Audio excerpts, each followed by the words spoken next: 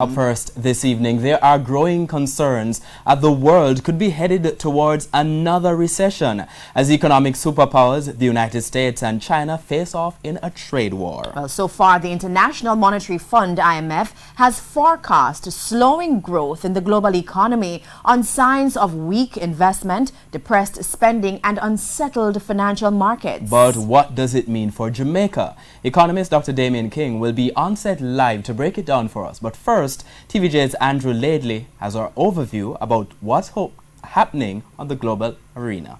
A major trade war between the world's two largest economies, the United States and China, sending financial markets into a frenzy. Potential big trouble for the Trump economy. Fears of an economic recession. A brutal day on Wall Street, stocks plunging as the yield curve inverted for the first time since 2007. The prolonged tit-for-tat is now sparking fears of a greater phenomenon, a global recession a decade after the last one. In the latest round of quarrels, U.S. President Donald Trump has vowed to increase tariffs on $300 billion worth of Chinese exports to his country. Those tariffs have been delayed until December. For Jamaica, that could result in a number of negative effects.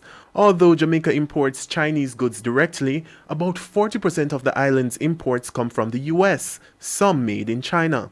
So with sluggish global economic growth and uncertainties in financial markets, analysts predict that the world may only be 2 years away from a recession. The scenario is playing out in global markets, which have been wheeling with investors nervous. It's a development which often comes before a recession or a significant slowdown in economic growth. Andrew Laidley, TVJ News.